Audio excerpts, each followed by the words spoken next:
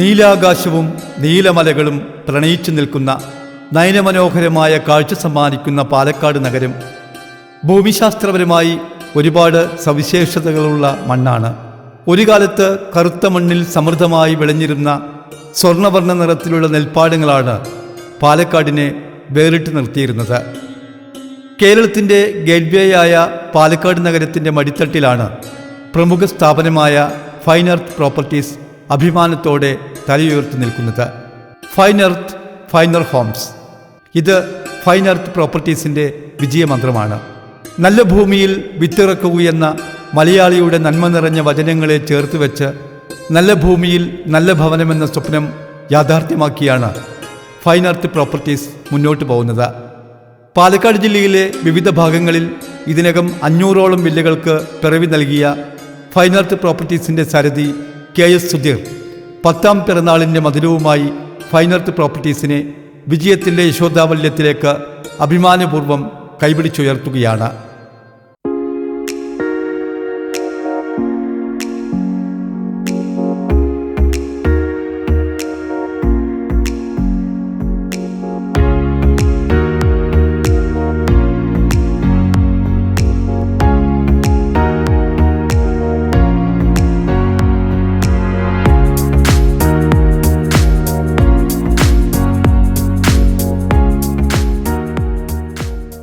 നിരവധി ചരിത്ര യാഥാർത്ഥ്യങ്ങളുടെ സംഗമ ഭൂമികയാണ് പാലക്കാട്.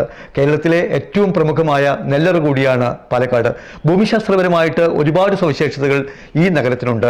ഈ നഗരത്തിൻ്റെ ഒരു സവിശേഷത എന്ന് പറയുന്നത് രാഷ്ട്രീയപരമായും കലാപരമായും സാംസ്കാരികപരമായും ഒക്കെ ഒരു ഏറ്റവും ഉന്നതിയിൽ നിൽക്കുന്ന ഒരുപാട് സാംസ്കാരിക സവിശേഷതകൾ ഈ നഗരത്തിലുണ്ട്.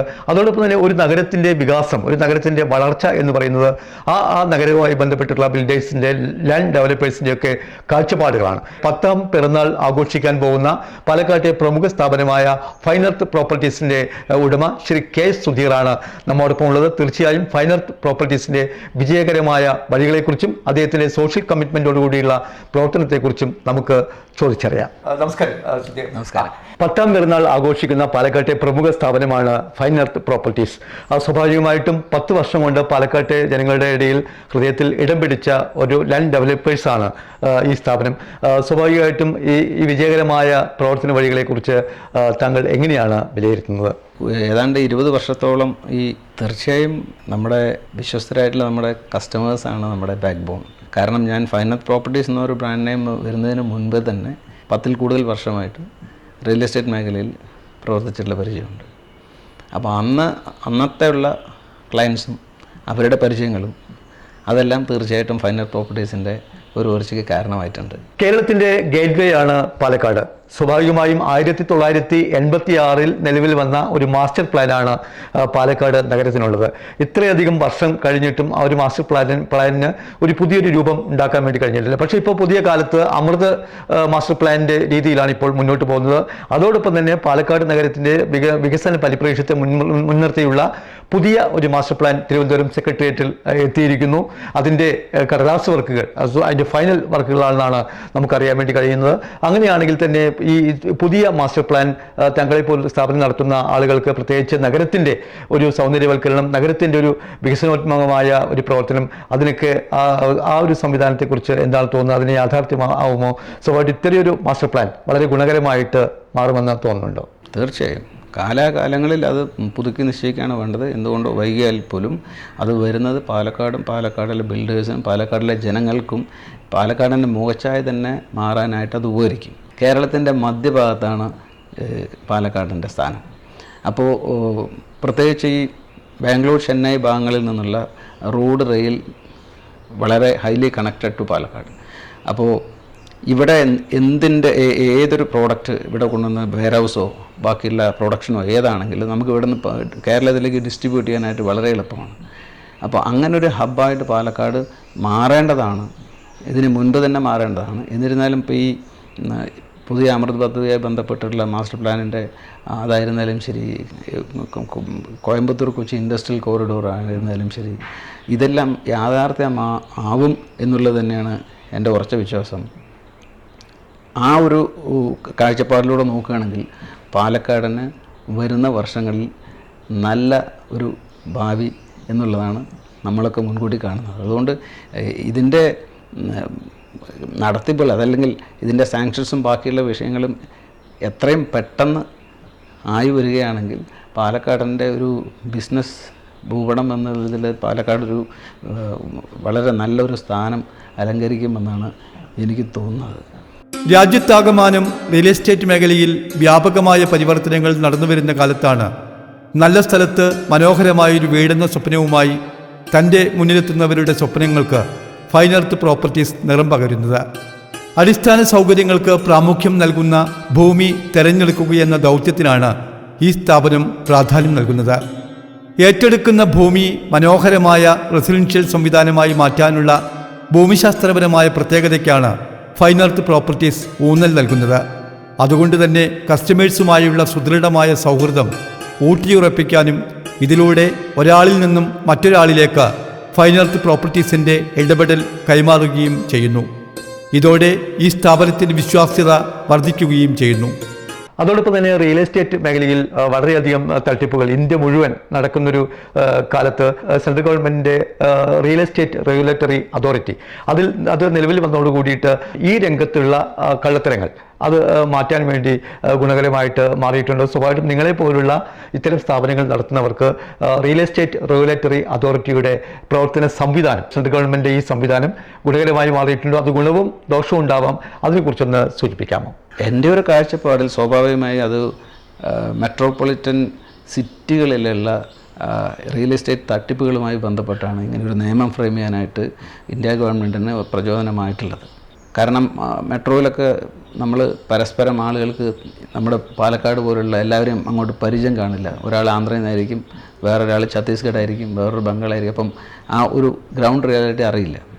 അങ്ങനെ വരുമ്പോൾ പല തരത്തിലും ആളുകൾ റിയൽ എസ്റ്റേറ്റ് പ്രോജക്റ്റിൽ ചീറ്റഡ് ആവും ഒക്കെ ചെയ്തിട്ടുണ്ട്. അതിൻ്റെ പശ്ചാത്തലത്തിലാണ് ഇങ്ങനെയൊരു നിയമം ഇന്ത്യ ഗവൺമെൻറ് ഉണ്ടാക്കിയത്. കേരളത്തിൽ വരാനായിട്ട് അത് കുറച്ച് താമസിച്ചു. 2018 ഏതാണ്ട് ഇതൊരു ഇംപ്ലിമെൻറ്റേഷനിലേക്ക് വന്നത്. അതായത് അതിൻ്റെ പ്രത്യേകത എന്ന് വെച്ചാൽ നമ്മളിവിടെ അതായത് 12 സെൻറ്റിൽ കൂടുതൽ ഉള്ള വസ്തു നമ്മൾ സബ് ഡിവൈഡ് ചെയ്യുകയാണെങ്കിൽ റെറയിൽ രജിസ്ട്രേഷൻ ചെയ്യണമെന്നാണ് നിഷ്കർഷിച്ചിട്ടുള്ളത്. അത് സ്വാഭാവികമായിട്ടും ഈ കെട്ടിട നിർമ്മാണ മേഖലയുമായി ബന്ധപ്പെട്ടാണ് അത് കൂടുതൽ ഇത് വരുന്നതെങ്കിലും നിയമത്തിൽ പറയുന്നത് അത് ഈ റിയൽ എസ്റ്റേറ്റിനും ബാധകമാണ്. അതായത് ഈ ലാൻഡ് ഡെവലപ്മെൻറ്റുമായി ബന്ധപ്പെട്ടും ഇത് ബാധകമാണ്. അതല്ലെങ്കിൽ നമ്മൾ ഫ്ലാറ്റോ വില്ലകളോ നിർമ്മിച്ച് നടക്കുന്നതിൽ ഈ കസ്റ്റമർ പ്രൊട്ടക്ഷനാണ് അവർ ഉദ്ദേശിക്കുന്നത്. റെഗുലേറ്ററി അതോറിറ്റിയുടെ ഇംപ്ലിമെൻറ്റേഷൻ വന്നതോട് കൂടിയിട്ട് എല്ലാവരും വളരെ സ്ട്രിക്റ്റായിട്ട് പഞ്ചായത്തിൽ നിന്നുള്ള പെർമിഷനോ അല്ലെങ്കിൽ ടൗൺ പ്ലാനിങ്ങോ ചെയ്തിട്ടുള്ള അവിടെ നിന്നുള്ള പെർമിറ്റ് എടുത്തതിന് ശേഷം റെറയിൽ രജിസ്ട്രേഷൻ ചെയ്യണം. ആ റെറയിൽ രജിസ്ട്രേഷൻ ചെയ്ത് അത് നല്ലൊരു ശരിയായിട്ടുള്ളൊരു ഫോർമാലിറ്റിയാണ്. കാരണം എവറി 3 months നമ്മൾ അപ്ഡേറ്റ് ചെയ്യണം, ഇയർലി അപ്ഡേഷൻ വേണം. അപ്പോൾ സ്വാഭാവികമായിട്ടും സാധാരണ ഈസിയായി ചെയ്തതിൽ നിന്ന് വിഭിന്നമായിട്ട് ബുദ്ധിമുട്ടുകളുണ്ട്. ലൈസൻസ് എഞ്ചിനീയർ വന്നിട്ട് അത് സർട്ടിഫൈ ചെയ്യണം. ഈ വക കാര്യങ്ങളൊക്കെ അടങ്ങുന്നതാണ്. കുറച്ച് ബുദ്ധിമുട്ടുണ്ട് എങ്കിൽ പോലും ഇത് പൊതുവേ ഗുണകരമാണ്. താങ്കൾ ഈ റിയൽ എസ്റ്റേറ്റ് മേഖലയിൽ വരുന്നതിന് മുമ്പ് തന്നെ ഗൾഫ് നാടുകളിലൊക്കെ ജോലി ചെയ്ത ആളാണ്. ഒരുപാട് സോഷ്യൽ കമ്മിറ്റ്മെൻ്റ് ഉണ്ട്. സ്വാഭാവികമായിട്ടും ഈ ഫൈൻ എർത്ത് പ്രോപ്പർട്ടീസിൻ്റെ നേതൃത്വത്തിൽ സാമൂഹ്യ സേവന സംഘടനകളിൽ പ്രവർത്തിച്ചിരുന്നു. അതോടൊപ്പം തന്നെ ചാരിറ്റി പ്രവർത്തനം, ബിസിനസ് മാത്രമല്ല ഒരു സോഷ്യൽ കമ്മിറ്റ്മെൻറ്റോട് കൂടിയിട്ടുള്ള പ്രവർത്തനത്തിന് ഫൈൻ എർത്ത് പ്രോപ്പർട്ടീസ് ചാരിറ്റി ഉൾപ്പെടെയുള്ള കാര്യങ്ങൾക്ക് നേതൃത്വം നൽകാറുണ്ടോ? തീർച്ചയായും. കാരണം സോഷ്യൽ കമ്മിറ്റ്മെൻ്റ് എന്ന് പറയുന്നത് ഏതൊരു ബിസിനസ്സുകാരനും ആവശ്യമാണ്.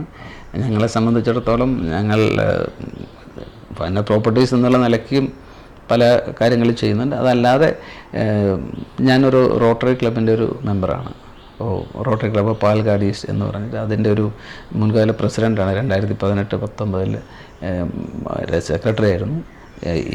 22 പ്രസിഡൻ്റായിരുന്നു. അപ്പോൾ ആ കാലഘട്ടത്തൊക്കെ ആ കാലഘട്ടം എന്നല്ല എല്ലായ്പ്പോഴും നമ്മളതിൽ ഉള്ള കാലം മുതൽ തന്നെ എല്ലാം ചെയ്യുന്നുണ്ടെങ്കിൽ ആ കാലഘട്ടത്തിൽ പ്രത്യേകിച്ച് അതായത് പാവപ്പെട്ട ആളുകൾക്ക് വീട് വയ്ക്കാനായി നമ്മൾ സ്ഥലം 2 പാവപ്പെട്ട ആളുകൾക്ക് സ്ഥലം കൊടുക്കുകയുണ്ടായി.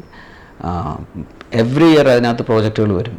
അപ്പോൾ ആ പ്രോജക്റ്റിലൊക്കെ തന്നെ നമ്മൾ സാധാരണ മെമ്പേഴ്സ് ചെയ്യുന്നതിനെക്കാളും ഉപരി ഫൈൻ എർത്ത് പ്രോപ്പർട്ടീസിൻ്റെ ഒരു കോൺട്രിബ്യൂഷൻ എന്നതിലേക്കുള്ള പ്രവർത്തനങ്ങൾ ചെയ്തു വരാറുണ്ട്. റോട്ടറി മാത്രമല്ല, സ്വാഭാവികമായിട്ടും പല സംഘടനകളും ഇതുമായി ബന്ധപ്പെട്ട് സമീപിക്കും. അതെല്ലാം അനുഭവപൂർവ്വം പരിഗണിക്കാറുണ്ട്. അപ്പോൾ അതാണ് ഒരു സോഷ്യലി ഇതായിട്ട് ചെയ്യാവുന്ന കാര്യം. പാലക്കാട് നഗരത്തിനടുത്ത് ഇരട്ടിയാലിൽ 80 വില്ലകളുള്ള palm green villas fine earth പ്രോപ്പർട്ടീസിൻ്റെ ശ്രദ്ധേയമായ പ്രോജക്റ്റാണ്.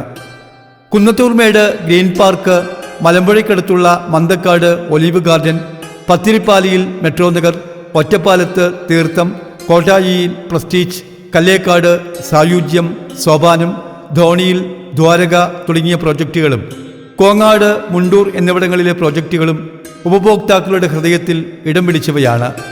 കഴിഞ്ഞ 10 വർഷത്തിനിടയിൽ 500-ലധികം വില്ലകൾക്ക് പിറവി നൽകിയ ഫൈൻ എർത്ത് പ്രോപ്പർട്ടീസിനെ ദീർഘവീക്ഷണത്തോടെ മുന്നോട്ട് നയിക്കുന്നു എന്നതാണ് ഈ സ്ഥാപനത്തിൻ്റെ സാരഥിയായ KS സുധീറിനെ വേറിട്ട് നിർത്തുന്നത്.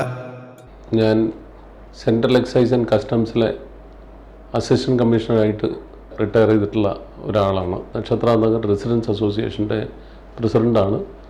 സുധീർ എന്ന് പറഞ്ഞാൽ ഒരു വിധത്തിൽ പറഞ്ഞു കഴിഞ്ഞാൽ വളരെ സുധീറും സുതാര്യതയും തമ്മിൽ ഒരു കടുത്ത ബന്ധമുള്ള ഒരു വ്യക്തിത്വമാണ് സുധീർ. വിശ്വാസ്യത എന്നും കാത്തു സൂക്ഷിക്കുന്ന, എന്നും സുഹൃത്ത് ബന്ധത്തിന് വലിയൊരു വില കൊടുക്കുന്ന, എപ്പോഴും അത് കാത്തു സൂക്ഷിക്കുവാൻ വേണ്ടി എന്ത് വിട്ടുവീഴ്ചയ്ക്കും തയ്യാറാവുന്ന, ഒരു നല്ല സുഗമമായ ബന്ധം എന്നും സൂക്ഷിക്കുന്ന, ഒരുപാട് സു എന്നുള്ള ഒരു സൗകുമാര്യം ഉള്ള ഒരു വ്യക്തിത്വം ആണ് സുധീർ.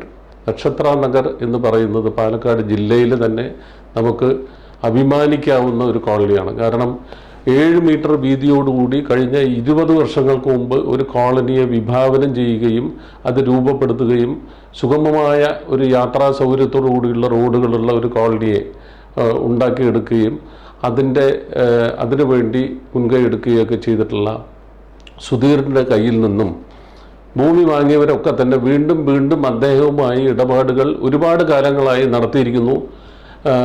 അതിനുള്ള അനുഗ്രഹം അവർക്ക് കിട്ടിയിട്ടുണ്ട്. കാരണം സുധീറിൻ്റെ കൈ ഒരു ഐശ്വര്യമുള്ള കൈയാണ് എന്നാണ് ഞാൻ വിശ്വസിക്കുന്നത്. 10ാം പിറന്നാൾ ആഘോഷിക്കുന്ന ഫൈൻ എർത്തിന് ഈ വേളയിൽ എൻ്റെയും എൻ്റെ കുടുംബത്തിൻ്റെയും നക്ഷത്ര നഗർ നിവാസികളുടെ എല്ലാവരുടെയും നക്ഷത്ര നഗർ റെസിഡൻസ് അസോസിയേഷൻ്റെ പേരിലും എൻ്റെ സ്വന്തം പേരിലും എല്ലാ ഭാവുകങ്ങളും ആശംസകളും നേരുന്നു.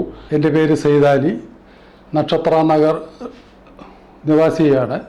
ഞാൻ ധനലക്ഷ്മി ബാങ്കിലെ സീനിയർ മാനേജറായി വർക്ക് ചെയ്തുകൊണ്ടിരിക്കുന്ന കാലത്ത് ഏകദേശം 15 വർഷം മുമ്പ് സുധീർ എനിക്ക് ഈ നക്ഷത്ര നഗറിലുള്ള സ്ഥലം കാണിച്ചു തരികയും ആ സ്ഥലത്തിൽ പോയി നോക്കിയപ്പോൾ എനിക്ക് അത് വളരെ ഇഷ്ടപ്പെട്ട് വളരെ ബുദ്ധിപൂർവമായി ലേഔട്ട് ചെയ്ത ഒരു പ്ലോട്ടിന് എനിക്ക് കാണിച്ചു തരികയും ഞാൻ അപ്പോൾ തന്നെ അത് വാങ്ങാൻ തീരുമാനിക്കുകയും ഒരാഴ്ച കൊണ്ട് തന്നെ ആ സ്ഥലം രജിസ്ട്രേഷൻ കഴിഞ്ഞ് ഞാൻ സ്വന്തമാക്കി ഞാൻ വർക്ക് ചെയ്യുന്ന ബാംഗ്ലൂർ ITPL തിരിച്ചു പോകാനുണ്ടായത്. ഫൈൻ ആർത്തിൻ്റെ ഈ 10ാം വർഷത്തിൽ അതിൻ്റെ എല്ലാ ഭാവുകങ്ങളും എല്ലാ ആശംസകളും നേർന്നുകൊണ്ട് കൺഗ്രാജുലേഷൻ അറിയിക്കുകയാണ്. എൻ്റെ പേര് പ്രഭാകരൻ എന്നാണ്. ഞാൻ സുമാർ 40 കൊല്ലം കാലം തമിഴ്നാട്ടിലായിരുന്നു ജോലി ചെയ്തത്. അതിനുശേഷം സ്വദേശം കുഴൽമന്നായ കാരണം പാലക്കാടെ വന്ന് ഇരിക്കണം എന്നുള്ളൊരു വിചാരം വന്ന കാരണം ഒരു സ്ഥലത്തിന് വേണ്ടി അലഞ്ഞപ്പോൾ കുറഞ്ഞ ഒരു 10 പേരെങ്കിലും ഈ സ്ഥലത്തിനെ പറ്റിയും ഇതിൻ്റെ ഉടമസ്ഥനെ പറ്റി എന്നോട് പറഞ്ഞു. അത് പ്രകാരം ഞാൻ വന്ന് സ്ഥലം നോക്കുകയും ഉടനെ എനിക്ക് പിടിച്ചതായ ഒരു സ്ഥലം ഒരു 7 സെൻറ്റ് വാങ്ങുകയും ചെയ്തു. ഈ 10ാം വർഷം ആഘോഷിക്കുന്ന ഈ സ്ഥാപനത്ത് സകലവിധ നന്മകളും എല്ലാം ഉണ്ടാകാൻ വേണ്ടി എല്ലാമല്ല ഇറവനെ ദൈവത്തിനെ ഞാൻ പ്രാർത്ഥിക്കുന്നു.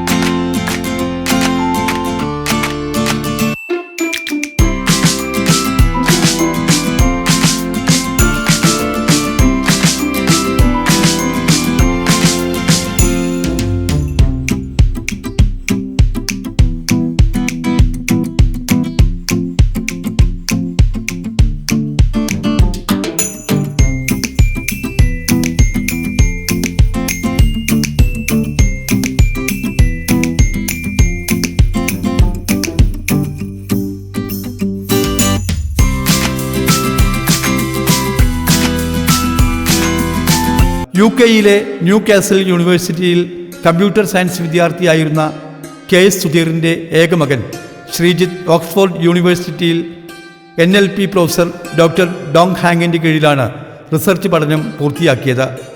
മാർഷൽ ആർട്സിൽ പ്രാഗൽഭ്യം തെളിയിച്ച ശ്രീജിത്ത് UK-യിലെ ക്രിസ്ത്യൻ ഡയർ ഫാഷൻ ഷോയിൽ സജീവ സാന്നിധ്യമായിരുന്നു. ആഗോളതലത്തിലുള്ള ഫാഷൻ ഷോകളിലെ പുതിയ സാധ്യതകൾ കണ്ടെത്താൻ ശ്രമിക്കുന്ന ശ്രീജിത്ത് ജപ്പാനിലെ പ്രശസ്തമായ യുണിക്ലോ ഫാഷൻ റാമ്പിൽ പങ്കെടുക്കാനുള്ള തയ്യാറെടുപ്പിലാണ്. പാലക്കാട്ടെ പ്രമുഖ സ്ഥാപനമായ ഫൈൻ എർത്ത് പ്രോപ്പർട്ടീസിന്റെ ഉടമ ശ്രീ കെ സുധീറിന്റെ മകൻ ശ്രീജിത്താണ് നമ്മോടൊപ്പം ഉള്ളത്. UK-യിലെ ന്യൂകാസിൽ യൂണിവേഴ്സിറ്റിയിൽ കമ്പ്യൂട്ടർ സയൻസ് വിദ്യാർത്ഥിയായിരുന്ന ശ്രീജിത്ത് പുതിയ കണ്ടുപിടുത്തങ്ങളുടെ ലോകത്ത് തന്നെയാണ്. നമുക്ക് ചോദിക്കാം, ശ്രീജിത്ത് എന്തെല്ലാമാണ് തങ്ങളുടെ ഒരു പഠനവിശേഷങ്ങളൊന്ന് സൂചിപ്പിക്കാമോ? പാലക്കാട് എൻ്റെ 12th ഞാൻ ചെയ്തത് ലയൻസിലാണ്. ബട്ട് ഈക്വലി പാരലൽ ഞാൻ ബാംഗ്ലൂർ ട്രിമിസ് എന്നുള്ള സ്കൂളിൽ നിന്ന് A-levels ചെയ്യുന്നുണ്ടായിരുന്നു. A-levels ബേസിക്കലി ഇൻ്റർനാഷണലി പോകാനുള്ള ലൈക്ക് 12th grade ഇക്വാലൻറ്റ് അതായിരുന്നു. ആൻഡ് UK-യിൽ കമ്പ്യൂട്ടർ സയൻസിന് പോയി. ആൻഡ് ഇപ്പോൾ ഗ്രാജുവേറ്റ് ചെയ്തിട്ട് ഞാൻ എൻ്റെ ഓൺ പ്രോജക്റ്റിൽ ഞാൻ വർക്ക് ചെയ്തുകൊണ്ടിരിക്കുകയാണ്. കമ്പ്യൂട്ടർ സയൻസ് എടുക്കാനുള്ള കാരണം എന്തായിരുന്നു? തുടക്കം മുതൽ തന്നെ ഈ ഒരു മേഖലയിലേക്ക് വരാനുള്ള ലൈക്ക് പണ്ട് മുതലേ ലൈക്ക് ടെക്നോളജി ആയിട്ട് ഭയങ്കര അഡ്വാൻസ്ഡ് ആയിട്ട് നിൽക്കാനായിരുന്നു എനിക്ക് താല്പര്യം. ആൻഡ് ഓരോ പുതിയ ടെക്നോളജി വരുമ്പോഴും അത് ഫോളോ ചെയ്യും, അല്ലെങ്കിൽ ഇവിടെ ചോദിച്ചു കഴിഞ്ഞാൽ അത് മേടിച്ച് തരും. അപ്പോൾ അതിനെക്കുറിച്ച് കൂടുതൽ റിസർച്ച് ചെയ്യും. സോ അങ്ങനെ ആകുമ്പോൾ എനിക്ക് തന്നെ എൻ്റെ സ്വന്തമായിട്ട് എന്തെങ്കിലും ഡെവലപ്പ് ചെയ്യണമെന്ന് തോന്നി. അങ്ങനെയാണ് ഇതിലോട്ട്. പിന്നെ അതും അവിടെ പോയി കഴിഞ്ഞാൽ കുറച്ചുകൂടെ അഡ്വാൻസ്ഡ് ആയിട്ട് നമുക്ക് ഇൻഫർമേഷൻ കിട്ടുമെന്നും അറിഞ്ഞായിരുന്നു. അപ്പോൾ ആ ഒരു ബേസിസിലാണ് അങ്ങോട്ട് പോയത്. രാജ്യത്തെ പ്രമുഖ യൂണിവേഴ്സിറ്റി ഐക്കാൻസ് യൂണിവേഴ്സിറ്റിയിലെ പഠനത്തിൻ്റെ ഒരു വിശേഷം, അതിൻ്റെ എക്സ്പീരിയൻസ് അതെങ്ങനെയാണ് ഫീൽ ചെയ്യുന്നത്? അത്യാവശ്യം ഹെക്ടിക്കാണ്. കാരണം ബേസിക്കലി നമ്മളൊരു 4-5 years ഡിഗ്രി 3 yearsൽ തീർക്കുമ്പോൾ അതിൻ്റേതായിട്ടുള്ളൊരു ഡിഫിക്കൽട്ടീസ് ഉണ്ടാവും. പിന്നെ mostly self learning research based ആണ്. സോ നമ്മൾ ഇന്ന സാധനം ഇപ്പോൾ തന്നിട്ട് ഇത് നിങ്ങൾ പഠിക്കൂ എന്നുള്ളതിനേക്കാളും നിങ്ങൾ സ്വന്തമായിട്ട് കണ്ടുപിടിക്കൂ എന്നുള്ളതാണ് അവരുടെ ഒരു മോട്ടീവ്. സോ അങ്ങനെ ആകുമ്പോൾ നമ്മൾക്ക് തന്നെ അറിയാണ്ട് നമ്മൾ കുറേ സാധനം തനിയെ പഠിച്ചു പോകും. അപ്പം അതിൻ്റെ ഒരു ഇമ്പോർട്ടൻസ് ഇപ്പോഴും കിട്ടിയിട്ടുണ്ടെന്ന് വിചാരിക്കുന്നു. സ്വാഭാവികമായിട്ട് ഈ യൂണിവേഴ്സിറ്റി പഠിക്കുന്ന സമയത്ത് നമ്മൾ റിസർച്ച് ആണല്ലോ ഏറ്റവും പ്രധാനം. പ്രത്യേകിച്ച് ഇപ്പോൾ ശ്രീജിത്ത് പറഞ്ഞ പോലെ തന്നെ നമ്മുടെ മനസ്സിലുള്ള ഒരു കൺസെപ്റ്റ്, അത് സ്വാഭാവികമായിട്ട് ആശയം, അത് നമ്മൾ സ്വതന്ത്രമായിട്ട് ചെയ്യാനുള്ള എല്ലാ അവസരമുണ്ട്. അത്തരം യൂണിവേഴ്സിറ്റി പോകുന്ന ലോകത്തെ വിവിധ യൂണിവേഴ്സിറ്റികളിലെ ആളുകൾ, ഓക്സ്ഫോർഡ് യൂണിവേഴ്സിറ്റി ഉൾപ്പെടെയുള്ള യൂണിവേഴ്സിറ്റിയിലെ പ്രൊഫസേഴ്സൊക്കെ വരാറുണ്ടല്ലോ, അവരുമായിട്ടുള്ള ഒരു ഇൻട്രാക്ഷൻ ഒക്കെ ഉണ്ടാവുമല്ലോ. സ്വാഭാവികമായിട്ട് അവിടുത്തെ വിസിറ്റിംഗ് പ്രൊഫസേഴ്സും അവരുമായിട്ടുള്ള ഒരു ഇടപെടൽ, ഇൻട്രാക്ഷൻ, അത് ഭയങ്കരമായിട്ട് ഫീൽ ചെയ്തിട്ടുണ്ട്, ഭയങ്കരമായിട്ട് ഗുണം ചെയ്തിട്ടുണ്ട്.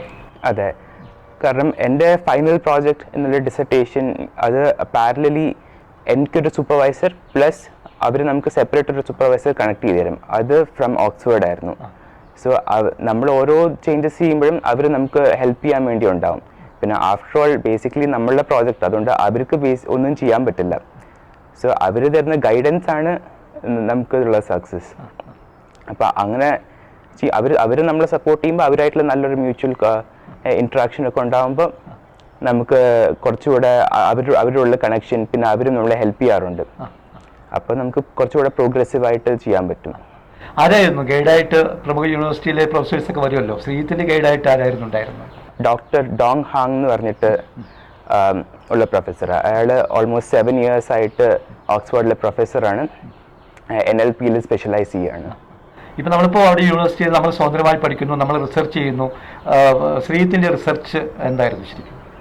എൻ്റെ റിസർച്ച് ബേസിക്കലി അത് കംപ്ലീറ്റ്ലി ഔട്ട്സോഴ്സ് ചെയ്യാൻ പറ്റില്ല. എന്നാലും ഞാൻ പറയുകയാണെങ്കിൽ NLP വെച്ചിട്ട് മാക്സിമം ഡേറ്റ എക്സ്ട്രാക്ഷൻ, എത്ര വലിയ ഫയൽസ് നിന്നാണെങ്കിലും ഡേറ്റ എക്സ്ട്രാക്ട് ചെയ്യാൻ പറ്റുന്ന അൽഗോരിതമാണ് ഞാൻ റിസർച്ച് ചെയ്ത് ഉണ്ടാക്കിക്കൊണ്ടിരിക്കുന്നത്.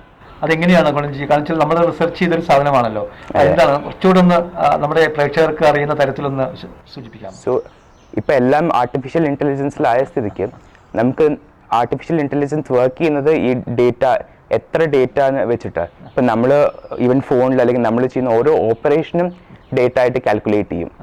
അപ്പോൾ അത്രയും ഡേറ്റ എങ്ങനെ എടുക്കാൻ പറ്റും? ഇപ്പോൾ ഒരു സ്റ്റോറി തന്നു കഴിഞ്ഞാൽ ആ സ്റ്റോറിയിലെ ക്യാരക്ടേഴ്സ് അല്ലെങ്കിൽ അവരെന്ത് ചെയ്യണോ, അല്ലെങ്കിൽ അവരുടെ ക്യാരക്ടറിസ്റ്റിക്സ് അതെന്താണെന്നുള്ളത് നമുക്ക് മാനുവലി അല്ലാണ്ട് എക്സ്ട്രാക്ട് ചെയ്യാൻ പറ്റണം. അല്ലെങ്കിൽ ഒരു ഇപ്പോൾ ഫോർ എക്സാമ്പിൾ ഇവരുടെ ബിസിനസ് ആണെങ്കിലും എത്ര എമൗണ്ട് പോയി, എത്രയാണ് ടാക്സ് വന്ന്, അല്ലെങ്കിൽ എത്ര എമൗണ്ട് നമുക്ക് പ്രോഫിറ്റബിൾ ആവും, ഇതൊക്കെ തനിയെ കാൽക്കുലേറ്റ് ചെയ്യാൻ പറ്റുന്ന ഒരു അൽഗോരിതമാണ്. ഇപ്പോൾ ഇത്തരം യൂണിവേഴ്സിറ്റിയിൽ പഠിക്കുന്ന സമയത്ത് ഓക്സ്ഫോർഡ് യൂണിവേഴ്സിറ്റിയിൽ പ്രൊഫസറാണ്, ഗൈഡായിട്ടുണ്ടായിരുന്നു. സ്വാഭാവികമായിട്ടും ശ്രീജിത്ത് കണ്ടെത്തിയ റിസർച്ച്, ഈ കമ്പ്യൂട്ടർ സയൻസ് ഇതുമായി ബന്ധപ്പെട്ട് ശ്രീജിത്ത് കണ്ടെത്തിയ റിസർച്ച്, അതിനൊരു പാറ്റന്റ് സ്വാഭാവികമായിട്ടും ഉണ്ടാവുമല്ലോ. പാറ്റന്റിന് വേണ്ടി അതിൻ്റെ ഒരു കാര്യങ്ങൾ സൂചിപ്പിക്കാമോ? അതെ, സോ ഡിസർട്ടേഷൻ കഴിഞ്ഞിട്ട് എൻ്റെ പ്രൊഫസർ തന്നെയാണ് പറഞ്ഞത്, ഇതുവരെ ആരും ചെയ്തിട്ടില്ല, സോ നിങ്ങളത് മൂവ് ഫോർവേഡ് ചെയ്യുന്നുണ്ടോ, ചെയ്താൽ നല്ലൊരു ഓപ്പർച്യൂണിറ്റി ആയിരിക്കും എന്ന് പറഞ്ഞിട്ടുണ്ടായിരുന്നു. സോ ഞാനിപ്പോൾ അതിൻ്റെ വർക്ക്സിലാണ്. നെക്സ്റ്റ് മന്ത് അത് പബ്ലിഷ് ചെയ്യാനുള്ള ഡോക്യുമെൻറ്റ് ഫൈനലൈസ് ചെയ്യണം. അത് ഫൈനലൈസ് ചെയ്ത് കഴിഞ്ഞാൽ സെപ്റ്റംബർ 26 അതിൻ്റെ ഒഫീഷ്യൽ ഇത് ആംസ്റ്റർഡാമിൽ വെച്ച് നടക്കുന്നുണ്ട്. അത് കഴിഞ്ഞാലാണ് ലോഞ്ച് ചെയ്യുന്നത്. ശ്രീജിത്ത് ഇപ്പോൾ യുകാൻസ് യൂണിവേഴ്സിറ്റിയിൽ പോയി അവിടെ പഠിച്ചു, കാരണം ഒരുപാട് റിസർച്ച് ചെയ്തു, ഒരുപാട് എക്സ്പീരിയൻസ് ഉണ്ട്. സ്വാഭാവികമായിട്ടും ഇപ്പോൾ നമ്മൾ കേരളത്തിലെ കുട്ടികൾ മുഴുവൻ, സ്റ്റുഡൻസ് മുഴുവൻ ശ്രീജിത്തിനെ പോലെ തന്നെ UK പോവുക, അല്ലെങ്കിൽ അവിടെ ജോലി കിട്ടുക, അവിടെ സെറ്റിൽ ചെയ്യുക, കാരണം അങ്ങനെ ഒരു സംവിധാനമാണ്. പക്ഷെ അതിനേക്കാൾ വ്യത്യസ്തമായി നമ്മൾ ജനിച്ച നമ്മുടെ നാട്, സ്വാഭാവികം നമ്മൾ പഠിച്ച എക്സ്പീരിയൻസ്, അത് നമ്മുടെ നാട്ടിൽ തന്നെ ഉപയോഗപ്പെടുത്തുന്ന രീതിയിൽ എന്തെങ്കിലും ഒരു ഡ്രീം ഉണ്ടോ? കാരണം എൻ്റെ സെക്ടർ വെച്ച് നോക്കിക്കഴിഞ്ഞാൽ ഇവിടെ ഞാൻ വലിയ ഫ്യൂച്ചർ കാണുന്നില്ല. എനിക്കിനിപ്പോൾ വേറെ എവിടെയെങ്കിലും റീലൊക്കേറ്റ് ചെയ്യേണ്ടി വന്നു, ഇപ്പോൾ ഫ്യൂച്ചറിൽ ഇന്ത്യയിൽ നല്ല ഓപ്പർച്യൂണിറ്റി വരുമെങ്കിൽ ഇവിടെയും ഞാൻ സ്റ്റാർട്ട് ചെയ്യുന്നതായിരിക്കും. എന്താണ് ശ്രീജിത്തിൻ്റെ ഒരു ഡ്രീം പ്രോജക്റ്റ്? നമുക്കൊക്കെ തന്നെ നിങ്ങൾ വളരെ ചെറുപ്പമാണ്, ഒരുപാട് റിസർച്ച് ചെയ്യുന്നു, നമുക്കെല്ലാം സ്വപ്നങ്ങളുണ്ട്. ശ്രീജിത്തിൻ്റെ ഒരു ഡ്രീം പ്രോജക്റ്റ് എന്താണ്? എൻ്റെ ഡ്രീം പ്രോജക്റ്റ് ഫിൻടെക് ഇൻഡസ്ട്രിയിൽ എന്തെങ്കിലും സ്റ്റാർട്ട് ചെയ്യണം എന്നുള്ളതാണ് എൻ്റെ ഡ്രീം പ്രോജക്റ്റ്. ഫിൻടെക് ഇൻഡസ്ട്രി എന്ന് പറയുമ്പോൾ ഫൈനാൻസ് ആൻഡ് ടെക്നോളജി വെച്ചിട്ട് ഇൻറ്റഗ്രേറ്റ് ചെയ്യുന്ന ടൈപ്പ് ഇൻഡസ്ട്രിയാണ്. So as of now like bitcoin, finances, അതൊക്കെ ഉള്ള പോലെ ഈവൻ സ്റ്റോക്ക് മാർക്കറ്റിംഗ്. സോ അതിന് കുറച്ചുകൂടെ അഡ്വാൻസ് ആയിട്ട് may be like one currency one world അങ്ങനെ വരുത്താനാണ് എൻ്റെ ആംബിഷൻ. നന്ദി ശ്രീജിത്ത്. പാലക്കാട് ഗവൺമെൻറ് വിക്ടോറിയ കോളേജിൽ നിന്നും സാമ്പത്തിക ശാസ്ത്രത്തിൽ ബിരുദം നേടിയ KS Sudheer Saudi Arabia, Qatar എന്നിവിടങ്ങളിൽ ജോലി ചെയ്തതിന് ശേഷമാണ് 2003 പാലക്കാട്ടേക്ക് തിരിച്ചെത്തുന്നത്. പിന്നീട് സഹോദരൻ KS സേതുമാധവൻ്റെ ഉടമസ്ഥതയിലുള്ള പാലക്കാട് നഗരത്തിലെ ലൻലിങ്ക്സ് ഡെവലപ്പേഴ്സ് എന്ന സ്ഥാപനത്തിൽ ചേർന്നതോടെയാണ് റിയൽ എസ്റ്റേറ്റ് ശാഖയിലെ കാര്യങ്ങൾ KS സുധീർ സ്വായത്തമാക്കിയത്. റിയൽ എസ്റ്റേറ്റ് ബിസിനസ്സിനോടൊപ്പം സാമൂഹ്യ സേവന സംഘടനകളിലും സജീവ സാന്നിധ്യമായിരുന്ന KS സുധീർ 2014 ഒക്ടോബറിലാണ് ഫൈൻ എർത്ത് പ്രോപ്പർട്ടീസിന് പിറവി നൽകിയത്. ഏതൊരു സ്ഥാപനമാണെങ്കിലും അതിൻ്റെ പ്രവർത്തന രീതി എന്ന് പറയുന്നത് ഒരു വ്യത്യസ്തമായ സവിശേഷതയാണ്. സ്വാഭാവികമായിട്ടും ഫൈൻ എർത്ത് പ്രോപ്പർട്ടീസിൻ്റെ പ്രവർത്തന രീതി ലാൻഡ് ഡെവലപ്പേഴ്സാണ്, അതുപോലെ തന്നെ വില്ലകൾ, കസ്റ്റമേഴ്സുമായിട്ടുള്ള റിലേഷൻഷിപ്പ്, ഇതെല്ലാം തന്നെ ഫൈൻ എർത്ത് പ്രോപ്പർട്ടീസിനെ 10 വർഷം കൊണ്ട് വിജയത്തിലേക്ക് നയിച്ചിരിക്കുന്നു. അതിനെക്കുറിച്ചൊന്ന് സൂചിപ്പിക്കാം. ഇപ്പോൾ സ്വാഭാവികമായിട്ടും ഒരു വ്യക്തിക്ക് വീട് നിർമ്മാണത്തിന് വരികയാണെങ്കിൽ അവർക്ക് ഈ സ്ഥലം അവരുടെ ബഡ്ജറ്റിനനുസരിച്ചുള്ളൊരു സ്ഥലം കണ്ടെത്തുക പ്രയാസമാണ്. അതായത് ലാൻഡ് ഓണേഴ്സിനെ സംബന്ധിച്ചിടത്തോളം അവർക്ക് വലിയ ഏരിയ ആയിരിക്കാം ഉണ്ടാവുന്നത്, ചിലപ്പോൾ 25 സെൻറ്റ് ആയിരിക്കാം, 1 ഏക്കർ ആയിരിക്കാം. അപ്പോൾ ഇതിൽ എല്ലാവിധ സൗകര്യങ്ങളോടും കൂടി അവർക്ക് വേണ്ട ചെറിയൊരു ഏരിയ കിട്ടുക എന്നുള്ളത് ശ്രമകരമാണ്. അപ്പോൾ ആ ഏരിയയിലാണ് നമ്മൾ വന്നു പെട്ടിട്ടുള്ളത് ഈ ബിസിനസ്. അപ്പം നമ്മൾ കുറച്ച് വലിയ ഏരിയ അക്വയർ ചെയ്തുകൊണ്ട് അതിൽ കസ്റ്റമേഴ്സിന് തികച്ചും പ്രീമിയം ആയിട്ടുള്ള പ്രവർത്തനം കിട്ടത്തക്ക രീതിയിൽ വലിയ റോഡുകൾ, ഡ്രെയിനേജ് സൗകര്യം, സ്ട്രീറ്റ് ലൈറ്റുകൾ, അതുപോലെ തന്നെ സെക്യൂരിറ്റി, CCTV, ഇതുപോലെയുള്ള അമനിറ്റികൾ വെച്ചുകൊണ്ട് അവരുടെ ബഡ്ജറ്റിനും അവരുടെ ഇഷ്ടത്തിനും അനുസരിച്ച് ഉള്ള വലിപ്പത്തിൽ നമ്മൾ കസ്റ്റമൈസ് ചെയ്തുകൊണ്ട് വീട് നിർമ്മിച്ചു കൊടുക്കുക എന്നുള്ളതാണ്. അതാണ് ഞങ്ങളുടെ ശൈലി. പിന്നെ അതിൽ കസ്റ്റമേഴ്സിൻ്റെ അഡ്വാൻറ്റേജ് എന്ന് ചോദിച്ചാൽ നമ്മൾ സെലക്ട് ചെയ്യുന്ന ലൊക്കേഷൻസ് ആക്സസിബിളായിട്ടുള്ള ലൊക്കേഷൻസ് ആയിരിക്കും. പ്രത്യേകിച്ച് വെള്ളം കയറാത്ത തരത്തിലുള്ള, കാരണം നമ്മൾ സെലക്ട് ചെയ്യുന്ന സമയത്ത് നമ്മളൊരു കസ്റ്റമർക്ക് ഒരു പ്രോഡക്റ്റ് കൊടുക്കുമ്പോൾ അവർക്ക് ബുദ്ധിമുട്ട് വരാത്ത രീതിയിലുള്ള ഒരു സാധനമായിരിക്കണമല്ലോ നമ്മൾ സെലക്ട് ചെയ്യേണ്ടത്. അതുകൊണ്ട് ലാഭം മാത്രം നോക്കിക്കൊണ്ട് ഏതെങ്കിലും ഒരു സ്ഥലം എടുത്തു കൊടുക്കുക എന്നുള്ളതിലപ്പുറം എന്തെങ്കിലും ഇതുപോലുള്ള പ്രോബ്ലങ്ങൾ ഫ്യൂച്ചറിൽ വരും എന്നുള്ളത് മുൻകൂട്ടി കണ്ടുകൊണ്ട് അത് അവോയ്ഡ് ചെയ്തുകൊണ്ടുള്ള കാര്യങ്ങളാണ് പ്രത്യേകിച്ച് ചെയ്യുക. പിന്നെ ഉള്ളത് ഡോക്യുമെൻറ്റേഷനാണ്. ഡോക്യുമെൻറ്റേഷനിലും വളരെ പ്രത്യേകം ശ്രദ്ധിക്കും. നമ്മുടെ കസ്റ്റമേഴ്സിൻ്റെ ഹാർഡ് ഏൺ മണിയാണ്.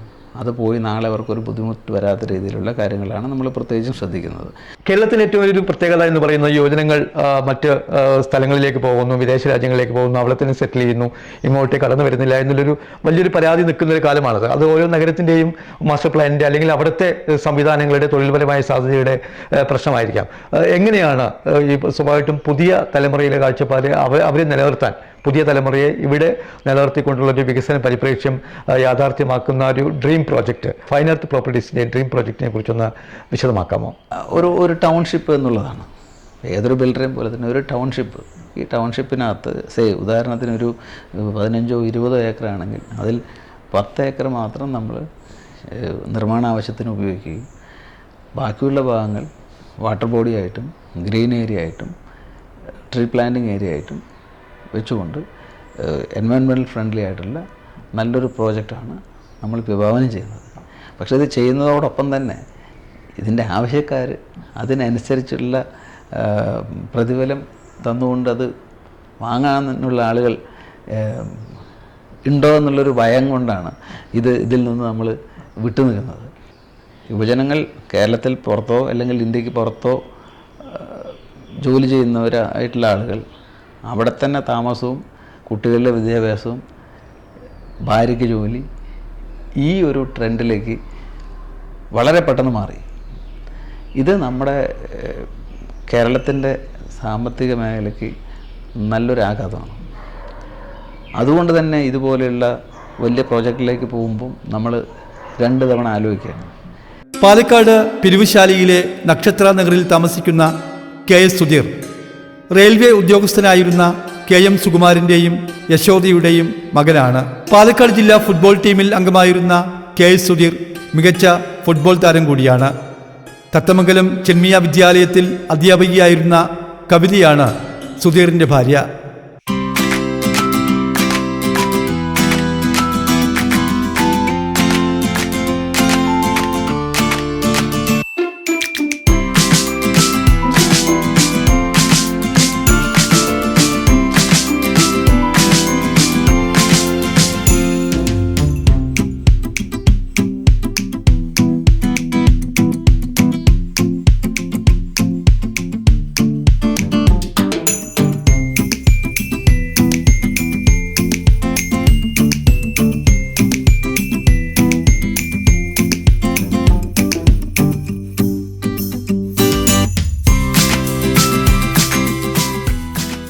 നിരന്തരം പരിവർത്തനങ്ങൾ നടന്നുകൊണ്ടിരിക്കുന്ന വർത്തമാനകാലത്ത് ശരിയായ ദീർഘവീക്ഷണത്തോടെ മുന്നോട്ടു പോകുന്ന KS സുധീർ തൻ്റെ മനസ്സിലുള്ള ടൗൺഷിപ്പ് ഉൾപ്പെടെയുള്ള വിശാലമായ സ്വപ്നങ്ങൾ യാഥാർത്ഥ്യമാക്കാനാണ് ശ്രമിക്കുന്നത്. ദീർഘകാലത്തെ അനുഭവ പരിജ്ഞാനവുമായി ശരിയായ ദിശയിൽ വിജയകരമായി പ്രയാണം തുടരുന്ന KS സുധീർ 10ാം പിറന്നാൾ ആഘോഷിക്കുന്ന ഫൈൻ എർത്ത് പ്രോപ്പർട്ടീസിനെ വിജയത്തിൻ്റെ യശോധാവല്യത്തിലേക്ക് അഭിമാനപൂർവ്വം കൈപിടിച്ചുയർത്തുകയാണ്.